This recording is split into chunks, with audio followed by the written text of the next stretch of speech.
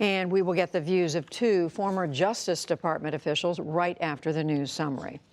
In the day's other news, the Trump administration faced more fallout from the president's Singapore summit with North Korea's Kim Jong-un. Secretary of State Mike Pompeo sought to dispel doubts and answer questions in South Korea and China.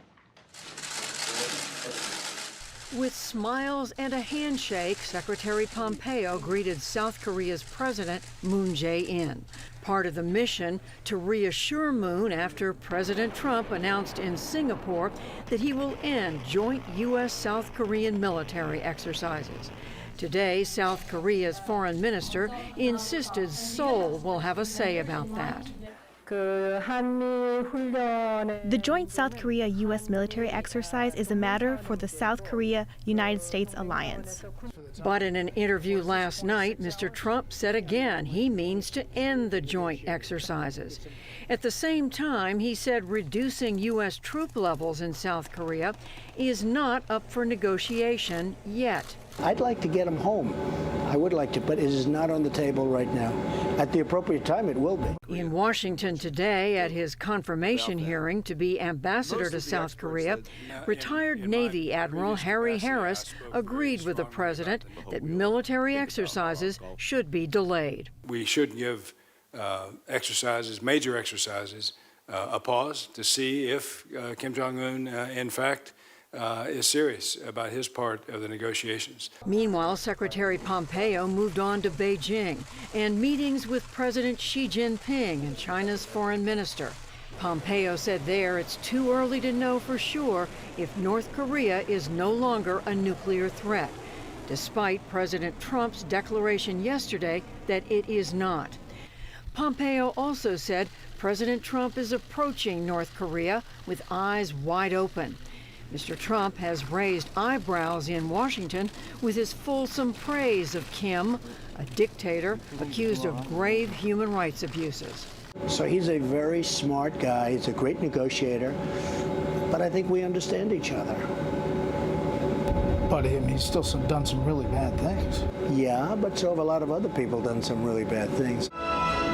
All of this as North Korean state TV today released video of the president saluting a North Korean general at the summit, with Kim looking on. The White House played down the president's salute and called it common courtesy. Attorney General Jeff Sessions today defended separating children and parents who enter the U.S. illegally. The policy is under growing criticism. House Speaker Paul Ryan said today that he can't support it, and religious groups have also criticized it. But in Fort Wayne, Indiana, Sessions pointed to the Bible in saying the criticism is unfair. If you violate the law, you subject yourself to prosecution. And I would cite you to the Apostle Paul and his clear and wise command in Romans 13 to obey the laws of the government because God has ordained the government for his purposes. At a contentious White House briefing, Press Secretary Sarah Sanders echoed Sessions, saying, quote, "It is very biblical to enforce the law." Also today, House Republican leaders circulated a nearly 300-page immigration bill to members. A copy obtained by the NewsHour says migrant children must not be separated from parents or guardians. It also grants renewable legal status to those who are brought here illegally as children. In Yemen, troops loyal to the exiled government battle for a second day to retake the Red Sea port city of Hodeidah. The government fighters, backed by Saudi Arabia, captured a key town to the south. Video from an Arab news channel showed the troops firing on rebels, backed by Iran, near Hodeidah's airport. The port is Yemen's main entry point for food and aid. Turkey's military says that it has a deal now with the U.S. to defuse tensions in northern Syria. It involves the town of Manbij near the Turkish border, where a Kurdish-led militia backed by the U.S. is in control. The Turks say that the Kurds are linked to rebels inside Turkey and demands that they move. Under this deal, they are expected to withdraw to the east.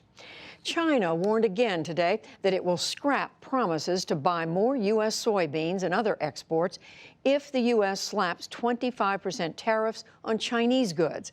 The Trump administration is due to issue a list of the targeted goods tomorrow. In Beijing, the Ministry of Foreign Affairs counsel caution. 经贸关系的本质是合作共赢。 China-U.S. trade and economic relations is a win-win. China always insists that both sides should resolve relevant issues through dialogue. If the United States takes any trade sanction measures, all the economic and trade achievements that have been made in the consultations will not come into effect. In Washington, President Trump met with his economic advisors today ahead of tomorrow's tariff announcement.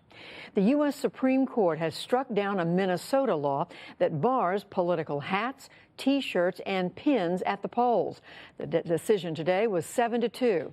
Justices said the law was too broad and that it violates the First Amendment's protection of free speech. About 10 states have similar laws, but Minnesota's is the broadest.